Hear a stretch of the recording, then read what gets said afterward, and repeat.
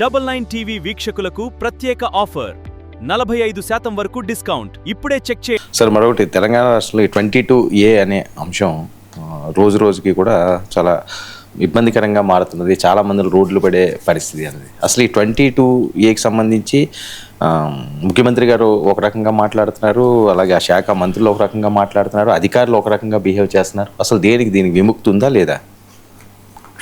ఇప్పుడు ప్రభుత్వం చెప్పేదాని ప్రకారం చూస్తే 22Aకి ఇప్పట్లో ఏమి విముక్తి ఉన్నట్టు నాకు కనిపించట్లేదు.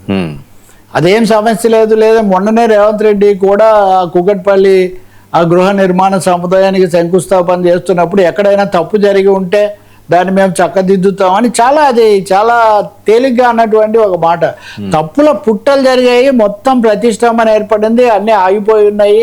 చిన్న రైతుల దగ్గర నుంచి పెద్ద పెద్ద వ్యాపారులు, రియల్ కంపెనీల వరకు అన్నీ తీవ్రమైన ప్రతిష్టంభనలో అనిశ్చిత పరిస్థితుల్లో స్తంభించిపోయింది. ఒక విధంగా చెప్పాలంటే రియాలిటీ వ్యాపారం కావచ్చు, మధ్యతరగతి మనుషుల లావాదేవీలు కావచ్చు, రిజిస్ట్రేషన్లు కావచ్చు, ఈ సమయంలో రకరకాలుగా మాట్లాడడం ద్వారా ప్రభుత్వం పెంచుతూ ఉంది.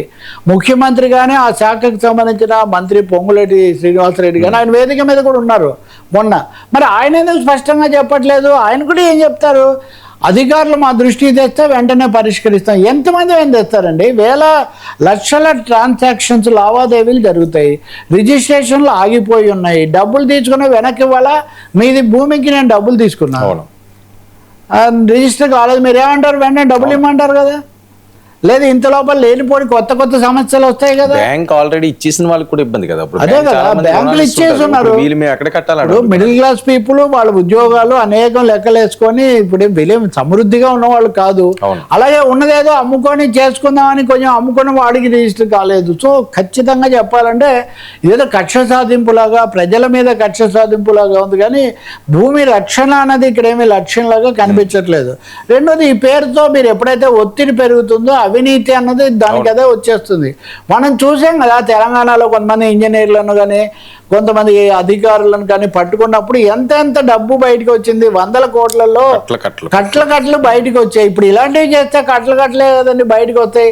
ఎవరు దీనికి కారకుడు? అసలు ముఖ్యమంత్రి గారా, మంత్రి గారా, లేకపోతే ఏమైనా నిబంధనలు హఠాత్తుగా పుట్టుకొచ్చాయా? సమాధానం లేదు. నిజంగా చెప్పాలంటే మొన్న కూడా మనం మాట్లాడాం, ముఖ్యమంత్రి గారు నిన్న ఇప్పుడు కూడా మాట్లాడుతున్నారు. ఆయన టిమ్స్ ఓపెనింగ్లో ఒక విధంగా స్పష్టమైన సమగ్రమైన విధానం లోపిస్తూ ఉన్నది. చిన్నారెడ్డి ఆయన ప్రణాళిక మండలి ఉపాధ్యక్షుడు, చెన్నారెడ్డి నుంచి చిన్నారెడ్డి వరకు అంటుంటారు. మళ్ళీ తెలంగాణ వచ్చిందంటే ఆ ఆందోళన మొదలుపెట్టిందే చిన్నారెడ్డి. ఆయన రేవంత్ రెడ్డి చాలా తెలివైన, వాళ్ళ రాష్ట్రమే ఆయన, అందుకనే ప్రణాళిక మండలి అధ్యక్షుడిగా పెట్టాడు. ఆయన నిన్న చెప్తున్నాడు స్థానికంగా వాళ్ళ శాసనసభ్యుడి అవినీతి, దాన్ని అరికట్టకపోతే మొత్తం పరిస్థితులు దిగజారిపోతాయని బహిరంగంగా హెచ్చరిస్తున్నాడు చిన్నారెడ్డి. సరే, అంతకుముందే మంత్రివర్గంలో అనేక మందికి ఉన్న ఆయన రాజగోపాల్ రెడ్డి, కోమటిరెడ్డి రాజగోపాల్ రెడ్డి, ఆయన ఎంత తీవ్ర భాషలో మాట్లాడారో మనం చూసాం. అలాగే భట్టి విక్రమార్క ఉప ముఖ్యమంత్రిని దళిత శాసనసభ్యులు వీళ్ళందరూ వెళ్ళారని, కొండ సురేఖ ఆమె అసంతృప్తి, ఇలా చెప్పాలంటే పెద్ద జాబితా అండి. అంటే ఇప్పుడు తెలంగాణ ప్రభుత్వంలో విధానపరంగా నెలకొన్నటువంటి ఒక అయోమయావస్థకు, అస్పష్టతకు ఒక పరాకాష్ఠలాగా ఈ 22A సంక్షోభం కొనసాగుతుంది. ఇది వ్యూహాత్మకంగా ఉద్దేశపూర్వకంగా సృష్టించింది.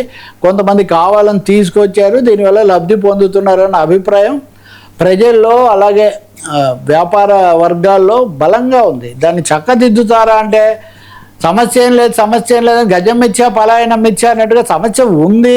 రిజిస్ట్రేషన్లు ఆగిపోయాయి, లావాదేవీలు ఆగిపోయాయి, అసలు జీవితాలు కూడా ఆరిపోతున్నాయని చెప్తుంటే ఏం సమస్య లేదంటే ఉపయోగం ఏముందండి? కాబట్టి ఒక జీవో రావాలి, క్లారిటీ ప్రభుత్వం స్పష్టంగా ఇచ్చి దీనికి తెరదించి కార్యాచరణ యాక్షన్ ప్లాన్ ప్రకటించాలి. అలాగే ఆగిపోయిన వాళ్ళకు కూడా రిలీఫ్ మెజర్స్ ఎలా ఉంటాయి, స్టెప్ బై స్టెప్ దశల వారీగా ఇవన్నీ రిజిస్ట్రేషన్లు వెంటనే జరగడానికి ఏంటి మార్గం అన్నది అది చూడాలి. ముఖ్యమంత్రి మొన్న చెప్పింది ఏంటి, ఏదైనా ఒక సర్వే నెంబర్లో ఒక భూమికి సంబంధించి లేదా ఒక కమతానికి సంబంధించి ఇబ్బంది ఉంటే మిగతా వాటికి సమస్య లేకుండా చేస్తానని చెప్పి 3 రోజులు అయింది కదా, జీవో ఇచ్చారా? ఇప్పుడు అదన్నా జీవో ఇవ్వాలి కదా. కాబట్టి కావాలని దీన్ని కొనసాగిస్తున్నారు, సాగదీస్తున్నారు. ఇది ఏమాత్రం ఉపేక్షించదగింది కాదు. వెనువెంటనే జీవో ఇచ్చి ఈ ప్రతిష్టంభన తొలగించాలి, ప్రత్యక్షమైన చర్యలు కదలిక ప్రారంభం కావాలి.